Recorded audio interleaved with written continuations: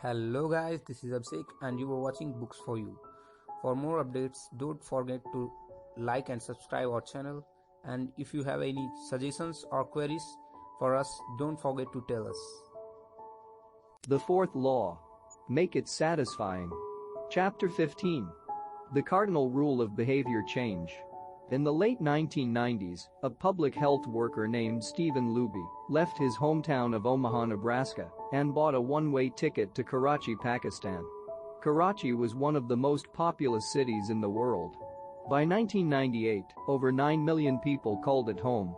It was the economic center of Pakistan and a transportation hub, with some of the most active airports and seaports in the region. In the commercial parts of town, you could find all of the standard urban amenities and bustling downtown streets. But Karachi was also one of the least livable cities in the world. Over 60% of Karachi's residents lived in squatter settlements and slums. These densely packed neighborhoods were filled with makeshift houses cobbled together from old boards, cinder blocks, and other discarded materials. There was no waste removal system, no electricity grid, no clean water supply. When dry, the streets were a combination of dust and trash. When wet, they became a muddy pit of sewage. Mosquito colonies thrived in pools of stagnant water, and children played among the garbage. The unsanitary conditions lead to widespread illness and disease. Contaminated water sources caused epidemics of diarrhea, vomiting, and abdominal pain. Nearly one-third of the children living there were malnourished. With so many people crammed into such a small space, viruses and bacterial infections spread rapidly. It was this public health crisis that had brought Stephen Luby to Pakistan. Luby and his team realized that in an environment with poor sanitation, the simple habit of washing your hands could make a real difference in the health of the residents. But they soon discovered that many people were already aware that hand washing was important. And yet, despite this knowledge, many residents were washing their hands in a haphazard fashion. Some people would just run their hands under the water quickly. Others would only wash one hand.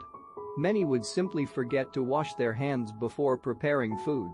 Everyone said hand washing was important, but few people made a habit out of it. The problem wasn't knowledge. The problem was consistency.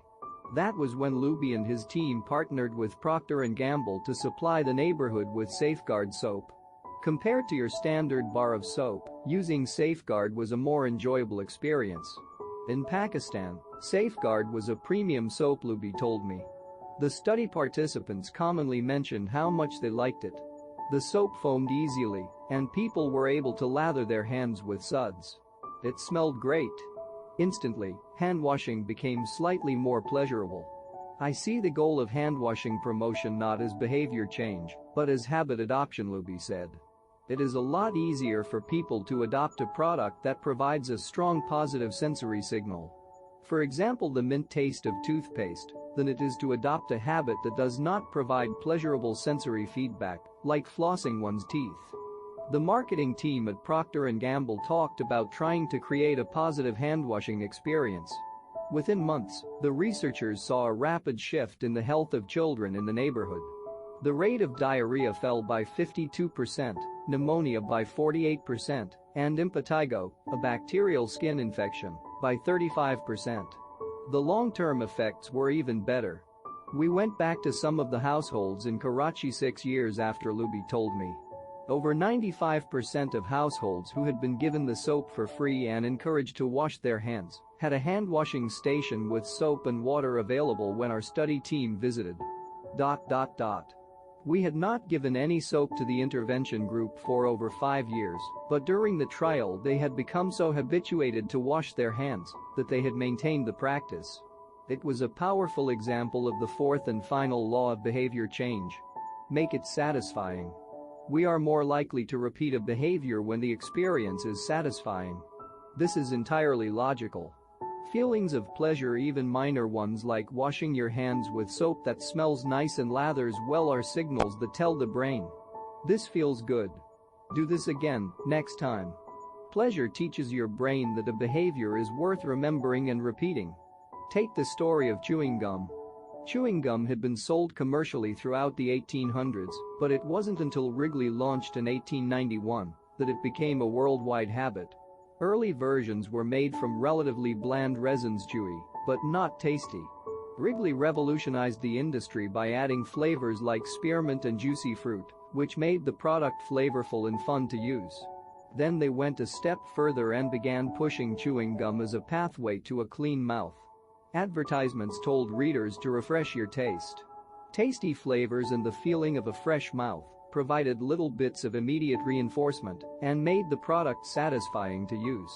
Consumption skyrocketed, and Wrigley became the largest chewing gum company in the world. Toothpaste had a similar trajectory. Manufacturers enjoyed great success when they added flavors like spearmint, peppermint, and cinnamon to their products. These flavors don't improve the effectiveness of toothpaste. They simply create a clean mouthfeel and make the experience of brushing your teeth more pleasurable. My wife actually stopped using Sensodyne because she didn't like the aftertaste. She switched to a brand with a stronger mint flavor, which proved to be more satisfying. Conversely, if an experience is not satisfying, we have little reason to repeat it. In my research, I came across the story of a woman who had a narcissistic relative who drove her nuts. In an attempt to spend less time with this egomaniac, she acted as dull and as boring as possible whenever he was around. Within a few encounters, he started avoiding her because he found her so uninteresting. Stories like these are evidence of the cardinal rule of behavior change. What is rewarded is repeated. What is punished is avoided. You learn what to do in the future based on what you were rewarded for doing or punished for doing in the past. Positive emotions cultivate habits. Negative emotions destroy them. The first 3 laws of behavior change: make it obvious, make it attractive, and make it easy increase the odds that a behavior will be performed this time. The 4th law of behavior change: make it satisfying increases the odds that a behavior will be repeated next time. It completes the habit loop. But there is a trick. We are not looking for just any type of satisfaction. We are looking for immediate satisfaction. The mismatch between immediate and delayed rewards. Imagine you're an animal roaming the plains of Africa, a giraffe or an elephant or a lion. On any given day, most of your decisions have an immediate impact. You are always thinking about what to eat or where to sleep or how to avoid a predator. You are constantly focused on the present or the very near future. You live in what scientists call an immediate return environment because your actions instantly deliver clear and immediate outcomes. Now switch back to your human self. In modern society, many of the choices you make today will not benefit you immediately. If you do a good job at work, you'll get a paycheck in a few weeks. If you exercise today, perhaps you won't be overweight next year. If you save money now, maybe you'll have enough for retirement decades from now. You live in what scientists call a delayed return environment because you can work for years before your actions deliver the intended payoff. The human brain did not evolve for life in a delayed return environment. The earliest remains of modern humans, known as Homo sapiens sapiens, are approximately 200,000 years old. These were the first humans to have a brain relatively similar to ours. In particular, the neocortex, the newest part of the brain and the region responsible for higher functions like language, was roughly the same size 200,000 years ago as today. You are walking around with the same hardware as your Paleolithic ancestors. It is only recently, during the last 500 years or so, that society has shifted to a predominantly delayed return environment. Compared to the age of the brain, modern society is brand new. In the last 100 years, we have seen the rise of the car, the airplane, the television, the personal computer, the internet, the smartphone, and beyonce. The world has changed much in recent years, but human nature has changed little. Similar to other animals on the African savanna, our ancestors spent their days responding to grave threats, securing the next meal, and taking shelter from a storm. It made sense to place a high value on instant gratification. The distant future was less of a concern. And after thousands of generations in an immediate return environment, our brains evolved to prefer quick payoffs to long-term ones. Behavioral economists refer to this tendency as time inconsistency.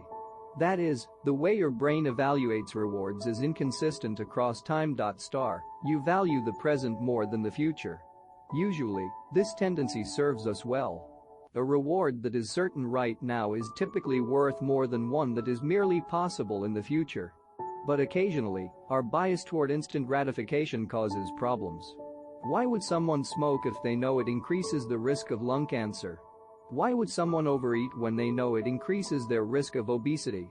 Why would someone have unsafe sex if they know it can result in sexually transmitted disease? Once you understand how the brain prioritizes rewards, the answers become clear. The consequences of bad habits are delayed while the rewards are immediate. Smoking might kill you in 10 years, but it reduces stress and eases your nicotine cravings now. Overeating is harmful in the long run, but appetizing in the moment. Sex, safe or not, provides pleasure right away.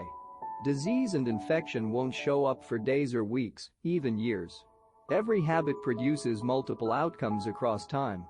Unfortunately, these outcomes are often misaligned.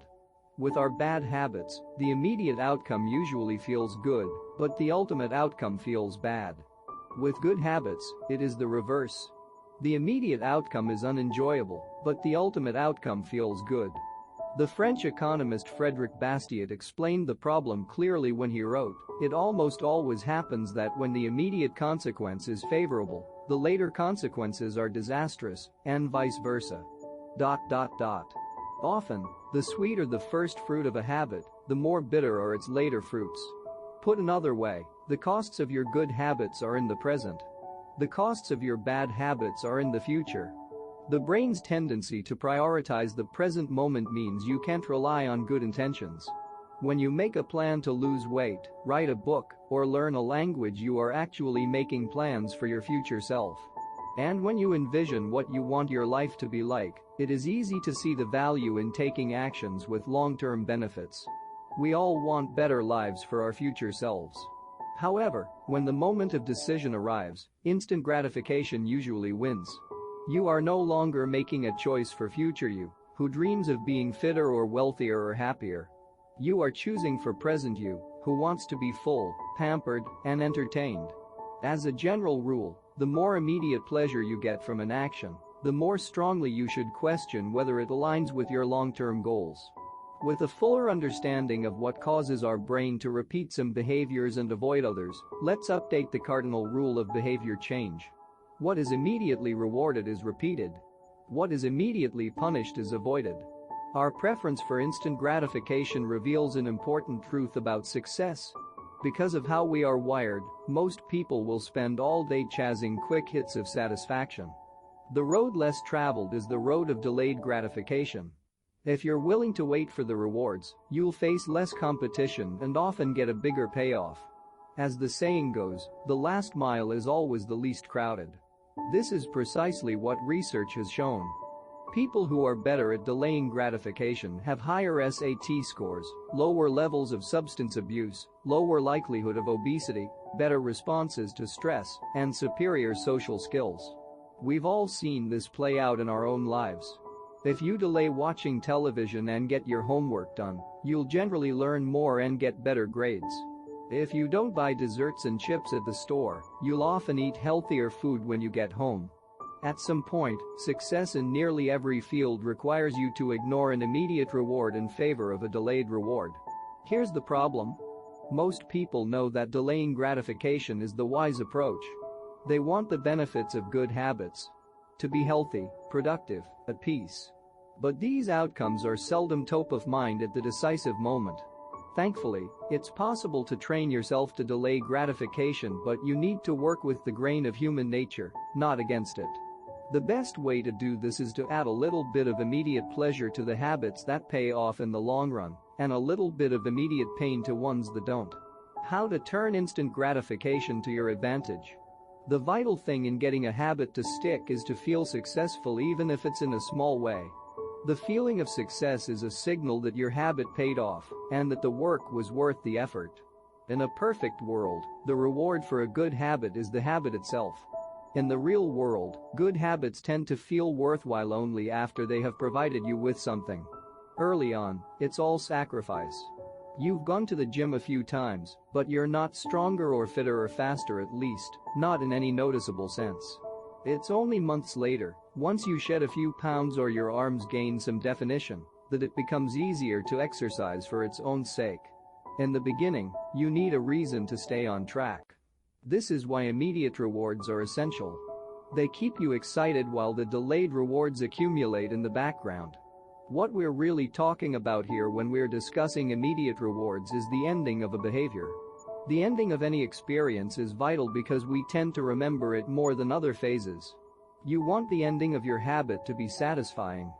The best approach is to use reinforcement, which refers to the process of using an immediate reward to increase the rate of a behavior. Habit stacking, which we covered in Chapter 5, ties your habit to an immediate cue, which makes it obvious when to start. Reinforcement ties your habit to an immediate reward, which makes it satisfying when you finish. Immediate reinforcement can be especially helpful when dealing with habits of avoidance, which are behaviors you want to stop doing. It can be challenging to stick with habits like no frivolous purchases or no alcohol this month, because nothing happens when you skip happy hour drinks or don't buy that pair of shoes. It can be hard to feel satisfied when there is no action in the first place. All you're doing is resisting temptation, and there isn't much satisfying about that. One solution is to turn the situation on its head. You want to make avoidance visible. Open a savings account and label it for something you want, maybe leather jacket. Whenever you pass on a purchase, put the same amount of money in the account. Skip your morning lat? Transfer $5. Pass on another month of Netflix? Move $10 over. It's like creating a loyalty program for yourself. The immediate reward of seeing yourself save money toward the leather jacket feels a lot better than being deprived. You are making it satisfying to do nothing. One of my readers and his wife used a similar setup. They wanted to stop eating out so much and start cooking together more. They labeled their savings account trip to Europe. Whenever they skipped going out to eat, they transferred $50 into the account. At the end of the year, they put the money toward the vacation. It is worth noting that it is important to select short-term rewards that reinforce your identity rather than ones that conflict with it.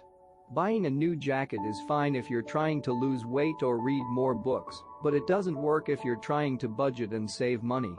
Instead, taking a bubble bath or going on a leisurely walk are good examples of rewarding yourself with free time, which aligns with your ultimate goal of more freedom and financial independence.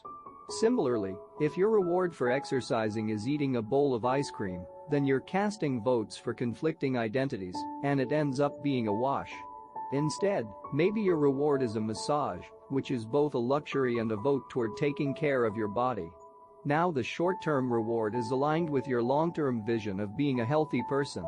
Eventually, as intrinsic rewards like a better mood, more energy, and reduced stress kick in, you'll become less concerned with chasing the secondary reward.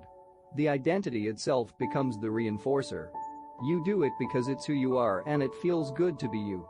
The more a habit becomes part of your life, the less you need outside encouragement to follow through. Incentives can start a habit. Identity sustains a habit. That said, it takes time for the evidence to accumulate and a new identity to emerge. Immediate reinforcement helps maintain motivation in the short term, while you're waiting for the long-term rewards to arrive. In summary, a habit needs to be enjoyable for it to last. Simple bits of reinforcement like soap that smells great or toothpaste that has a refreshing mint flavor or seeing $50 hit your savings account can offer the immediate pleasure you need to enjoy a habit. And change is easy when it is enjoyable. Chapter Summary. The fourth law of behavior change is make it satisfying. We are more likely to repeat a behavior when the experience is satisfying. The human brain evolved to prioritize immediate rewards over delayed rewards. The cardinal rule of behavior change. What is immediately rewarded is repeated. What is immediately punished is avoided. To get a habit to stick, you need to feel immediately successful even if it's in a small way. The first three laws of behavior change: make it obvious, make it attractive, and make it easy increase the odds that a behavior will be performed this time. The fourth law of behavior change: make it satisfying increases the odds that a behavior will be repeated next. Thanks for listening this audiobook.